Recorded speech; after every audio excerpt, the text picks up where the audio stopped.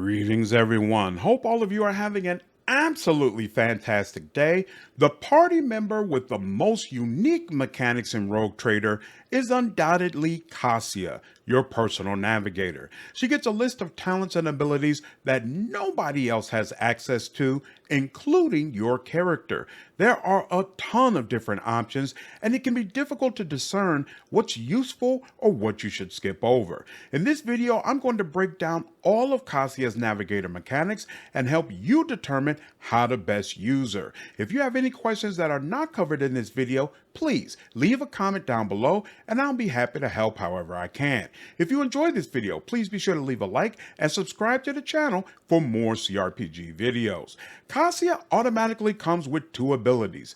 Lidless Stare lets you attack all creatures in a cone for up to 4 plus your willpower bonus damage. The damage is irrelevant. What really matters is that enemies must make a massive willpower resistance check or become stunned for 1 turn. This is one of the best ways to open a fight, since it potentially stuns powerful foes. This also lets you know that Cassia is someone you want front and center. Her 2 best abilities require line of sight to your foes, and this one can impact party members, so it's preferable to have her out front at the start of combat. The second ability she comes with is Notch of Purpose. This allows you to designate a square, and the closest enemy to that location immediately moves up to 4 cells towards it. If multiple enemies are at the same distance from that point, then all of them move, even if they are stunned or immobilized. This ability is absolutely fantastic because oftentimes it allows you to draw out a well-entrenched foe. You don't have to see the enemy to pull it into the square. In addition, Cassia has a talent that allows her to damage enemies when she forces them to move. The damage becomes quite substantial, so using this will sometimes be enough to eliminate an enemy without using up your 1 attack per turn. This ability once again highlights why it's great having her up front. She needs to be close enough to place this where it will have maximum effect. Now let's review the list of abilities you can select while leveling up. You can select Navigator abilities in the same menu where you select Archetype abilities, which means you are always choosing whether to advance in your archetype or as a Navigator. You get a list of 14 Navigator abilities and can select 5 of them. Keep in mind when you become an Exemplar at level 36, you lose the ability to select any additional Navigator talents or abilities. That's part of why it's important to prioritize picking them up now. The first ability is Glimpse of Fate and allows you to give 1 ally a percentage bonus to their next attack, dodge, and resistance test. The amount of this bonus is equal to 5 times your Navigator willpower bonus. The bonus for each type of attempt disappears independently from the other ones after being applied. This isn't bad, but I think Cassia is best served eviscerating your foes, so I skip this. Mend Reality decreases Veil degradation by an amount equal to Cassia's willpower bonus, and all allies gain deflection against warp damage and damage from psychic powers equal to the same amount until the end of her next turn. Cassia doesn't care about any of this. Skip it. Reveal the Light gives 1 ally a bonus to willpower and toughness equal to 4 times Cassia's willpower bonus until the end of combat. She doesn't care about buffing allies. Skip this. Show the Path lets Cassia select 1 ally and give them an additional turn where they can only use charge, which allows them to dash for up to 6 cells, and if they run into an enemy during that time, they'll automatically attack it. She'll be on the front line, so this is definitely something you can consider if you have multiple frontline party members, but personally, I skip it. Vigil Beyond Time forces 1 character to pass a willpower test or they become marked. If you use this power again, the target will return to whatever position it was in when you first marked it and restore its wounds to the state they were originally in. Huh?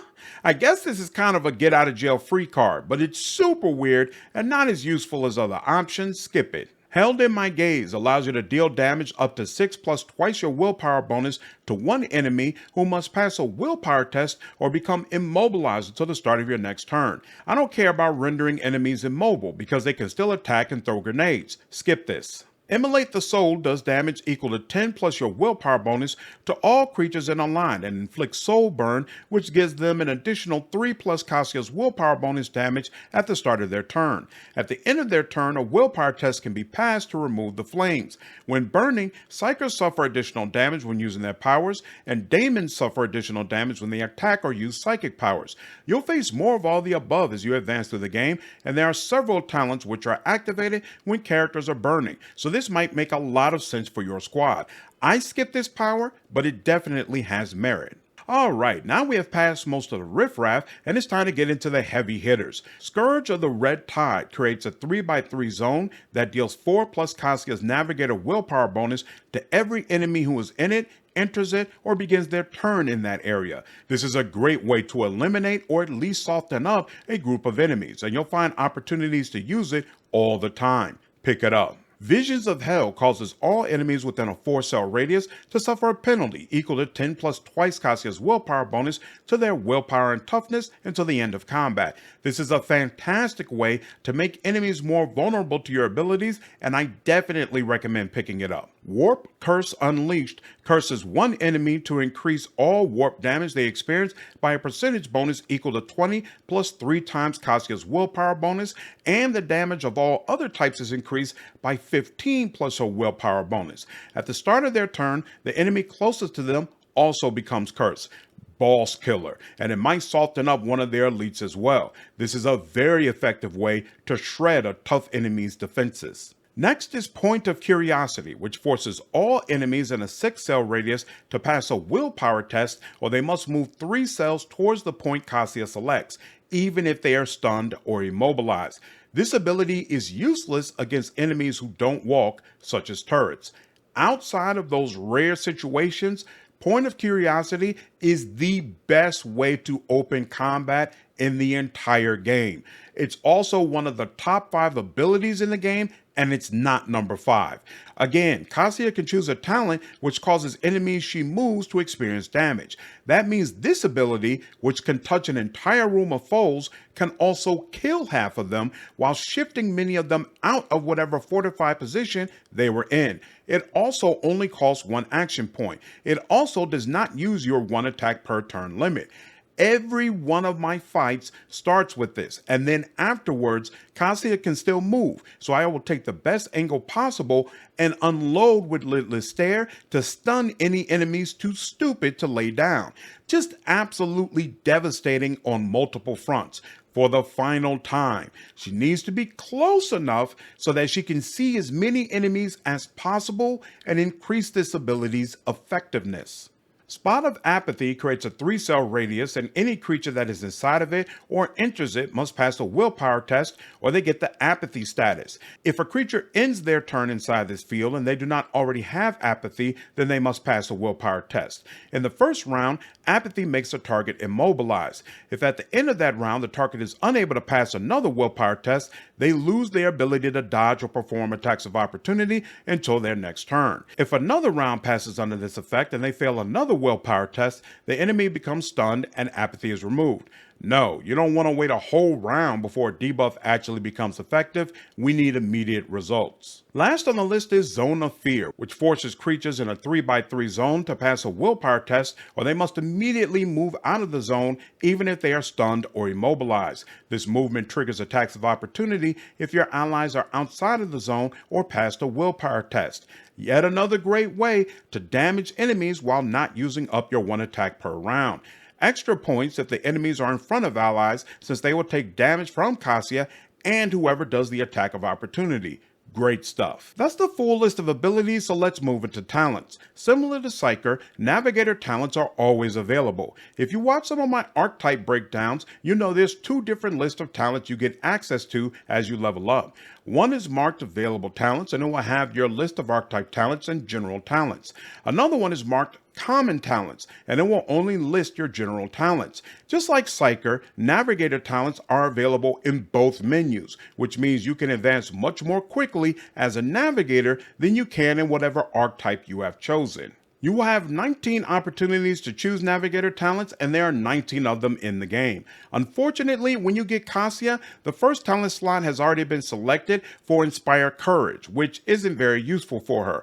The first Navigator talent is the Course Untraveled, which is triggered every time you use a Navigator talent for the first time in combat and increases her perception by 2. You definitely want this, but it's more like a mid-game talent after you get some of the other ones. Blood Augury is triggered when enemies are damaged by your Navigator abilities and causes them to suffer a percentage increase to warp damage equal to twice Cassia's percentage bonus. This damage stacks with each hit. Lidless Stare and Red Tide both deal warp damage, but they are by no means your main source of damage. This is a late game pickup unless you are interested in Sea of Souls, which we'll talk about in a bit. Ebb and Flow gives you an additional action point every even turn and a bonus of plus 20 to perception on every odd turn. Definitely, this is one of the first few talents you should select for obvious reasons. Eye of Oblivion causes every enemy in Cassia's line of sight to have their dodge and hit chance reduced by an amount equal to twice her perception bonus. I can't help it, so I'll sneak it in one more time. Put her out front and make sure she can see as many enemies as possible. Oh, and pick this up early. Tonicity causes Cassia's powers to deal 1 additional damage for every 5 bonus characteristic points on her equipped staff. This is the staff that Cassia comes with when you recruit her. You see it has Castigating 5 listed along with a special effect the staff provides based on that characteristic. Infusing and Devastating provide her with different effects. As you get better staffs, the characteristic and debuff values rise, along with the bonuses to willpower and perception. In case you are curious, I prefer Castigating staffs since they help Cassia land her force movement abilities. By the end of Act 3, I found a staff with a ranking of 11, so this bonus isn't going to get crazy high, but every little bit of damage helps. Pick it up mid-game. By the end of Act 3, I found a staff with a ranking of 11, so the bonus from this talent isn't going to get crazy high, but every little bit of damage helps. Pick it up mid-game. Mastery of Time is triggered when a creature gets an extra turn in combat and provides Cassia with a stacking plus 5 bonus to willpower. If you run with another officer, this is a must-have talent you should get early. If you don't and rarely have Cassia provide extra turns, then you can ignore this. Mind Over Matter allows Cassia to make all resistance tests with her willpower bonus if it's higher than the base characteristic for that test. If her willpower is higher than toughness, then her wounds are also calculated using that characteristic. Without question, pick this up early. Open to the Warp causes enemies who are affected by Cassia's abilities to suffer a -10 stacking penalty to their next resistance test against her powers. The penalty is lost after the test is made. Definitely another early pickup. Use Visions of Hell first, and with this talent, that will create basically a double debuff, all but ensuring Point of Curiosity cannot be resisted. Pass Unscathed allows Cassia to use her perception to calculate dodge if it's higher than agility. You might have been wondering how Cassia is going to remain upright when standing on the front line. This talent, and the other one we mentioned regarding her tests and wounds, is part of how she does that, and it absolutely should be one of the first few ones you get. Stable Routes is activated when Cassia uses an ability and reduces Veil Degradation by 1. If you have multiple Psychers on the team, this could be invaluable. Otherwise, skip it. Strange Vitality heals Cassia for a willpower bonus amount of wounds at the beginning of every turn, and she gets 1 additional wound for every Navigator talent taken. This healing increases by +1 for every creature killed in between her turns. Yet another talent that helps keep her upright, and absolutely one you should pick up early. This also makes the case that you should go ahead and get every Navigator talent, even if it's not useful to her build, to get the maximum amount of wounds possible. I don't recommend that, as I think there are a couple of non-Navigator talents that really help her, such as Nimble to increase her dodge, but it's something to consider. Perilous Ways causes enemies moved by Cassia to suffer damage, equal to a willpower bonus at the end of their movement. This damage is increased by +2 for every cell the enemy moves. This is without question the third talent you should pick up. When you have leveled Cassia 3 times, you get to pick an ability, and you should take Point of Curiosity and this at the same time to give her effectiveness a massive boost. If built properly, late game on core difficulty, she'll wipe out 6 enemies on the first turn without even doing an attack. Threads and Faults is triggered whenever an enemy fails a resistance test against Cassia and causes all attacks against them to gain a percentage bonus to critical hit chance equal to 20 plus twice her perception bonus. This effect stacks but is reset by a critical hit. Cassia will trigger this multiple times on multiple enemies every single turn. Definitely an early pickup.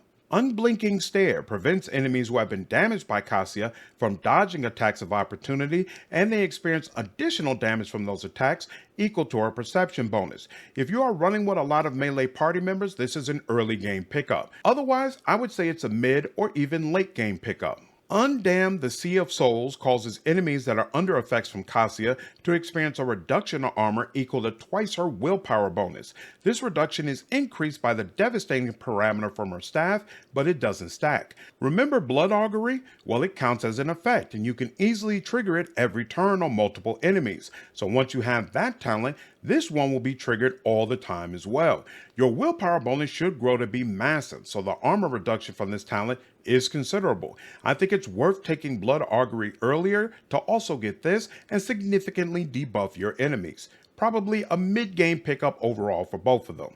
Under My Protection is triggered when Cassia targets allies with Navigator abilities and causes them to gain a +5 bonus to all resistance tests against warp effects until the end of combat. This effect stacks with every applied Navigator ability. You already know I skipped all the party member buffs, so this is useless. Unnatural Allure allows Cassia to gain +5 fellowship and an additional +1 to fellowship for every Navigator talent and/or power taken. This should be the very last Navigator talent you take. When you become an Exemplar, you'll have the opportunity to select talents from Officer and whatever upgrade archetype you have chosen. So more than likely you'll choose something that's going to benefit from Fellowship, and this talent will help make up for the fact that you haven't been focusing on those mechanics for most of the game. Veil of Protection causes Cassia to give allies a 10% bonus to armor when she targets them with Navigator powers. This armor is reduced by the amount of Veil degradation and increased by the infusing characteristic of Cassia's currently equipped staff.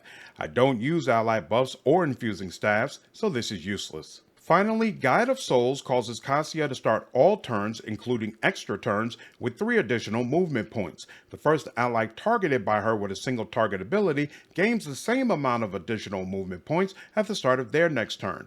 The second part of this is irrelevant, but the first part is essential for my team. At the start of every fight, my officer gives Cassia an extra turn so she can wreak havoc. Having 3 extra movement points all but ensures she gets the very best angle for her incredible powers. Definitely pick this up early. That wraps up all the information I have regarding Navigator mechanics. Again, if there's anything that's still unclear or you have some general feedback, please leave a comment down below. Hope all of you enjoyed this video. Take care.